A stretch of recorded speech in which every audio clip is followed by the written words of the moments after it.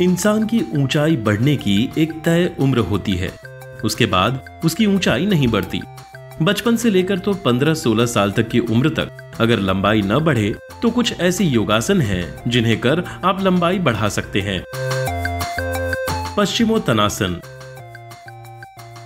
इसे करने के लिए आप सबसे पहले जमीन पर बैठ जाइए और अपने पैरों को आगे की तरफ फैला लें। अब आप अपने दोनों हाथों से अपने पैरों के दोनों अंगूठों को पकड़ें। ध्यान रहे कि आप अपने पैरों के घुटनों को न मोड़ें। अब इसका अभ्यास करते रहें। अंगूठों को पकड़ने के बाद आप अपने सिर को झुकाते हुए अपने दोनों घुटनों के बीच में ले आइए। इससे आपके पैरों और कमर की मांसपेशियों में खिंचाव आता है। उत्तान पादासन। आप अपने शरीर को ढीला छोड़कर जमीन पर लेट जाएं और अपने पैरों को सीधा कर लें। अब आप अपने पैरों को धीरे धीरे ऊपर उठाएं। कोशिश करें कि आप पैरों को धीरे धीरे ऊपर उठाएं, क्योंकि जितना धीरे आप अपने पैरों को ऊपर उठाते हैं उतना ही अधिक आपको लाभ पहुंचता है। जब पैर हवा में हो तो आप जितनी देर हो सके उन्हें हवा में स्थिर रखने की कोशिश करें। थोड़ी देर बाद अपने पैरों को आराम से नीचे जमीन पर ले आए। पादहस्तासन। पादहस्तासन को करने के लिए आप सीधे खड़े हो जाएं और धीरे धीरे झुककर अपने पैरों के अंगूठों को पकड़ने की कोशिश करें। ध्यान रहे कि आप अपने घुटनों को न मोड़ें। अंगूठों को पकड़ने के बाद आप कोशिश करें कि आप अपने सिर को दोनों घुटनों के बीच में ले आएं। आप इस अवस्था में जितना देर खड़ा हो सके रहें। उसके बाद आप अंगूठों को छोड़कर धीरे धीरे खड़े हो जाएं। शीर्षासन। दोनों हाथों को जमीन पर रखें और अपने दोनों पैरों को हवा में ऊपर फेंककर अपने सिर के सहारे खड़ा होने की कोशिश करें। आप इस अवस्था में जितनी देर हो सके खड़े रहें। अगर आप इस आसन को आरंभ ही कर रहे हैं तो आप इस आसन को दीवार का सहारा लेकर करें ताकि आप गिरे नहीं।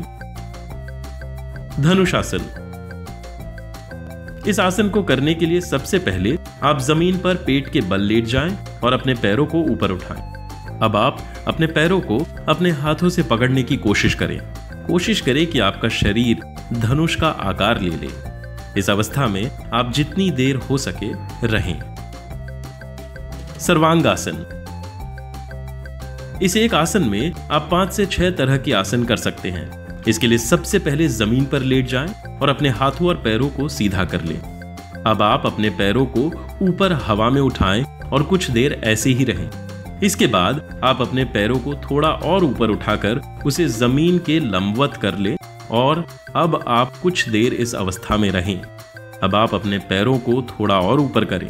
इसके लिए आप अपने हाथों को कमर से पकड़कर अपने पैरों को सीधा रहने में सहारा दें। आपके शरीर का बोझ आपके कंधों पर हो। इस अवस्था में जितनी देर हो सके रहें। अब आप अपनी कमर को मोड़कर अपने पैरों को सिर से पीछे ले जाएं। ध्यान रहे कि आप कमर को सहारा जरूर दें। इस तरह यह आसन हलासन में भी बदल जाता है। सर्वांगासन आपके शरीर के सभी अंगों का व्यायाम कर देता है और आपके संपूर्ण शरीर को मजबूती देता है। चक्रासन। चक्रासन को धनुषासन के उल्टा माना जाता है और इसी वजह से इसे उद्रव धनुषासन भी कहा जाता है। अपने नाम के अनुरूप यह आसन व्यक्ति के शरीर को एक चक्र या पहिए का आकार दे देता है। इसको करने के लिए आप जमीन पर कमर के बल लेट जाएं। अब आप अपने तलवों को जमीन पर जमा लें और अपने दोनों पैरों को मोड़कर खड़ा होने की कोशिश करें। आप अपने पैरों के बीच 1 फीट की दूरी जरूर रखें। अब आप अपने हाथों की हथेलियों को जमीन पर रखते हुए अपनी कमर को धीरे धीरे ऊपर उठाएं। आप अपने शरीर को ढीला छोड़ दें और लंबी व गहरी सांसें लें।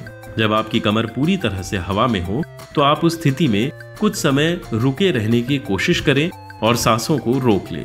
आप इस आसन को अपनी क्षमता के अनुसार समय के लिए ही करें। अब आप धीरे धीरे अपनी कमर को नीचे लाएं।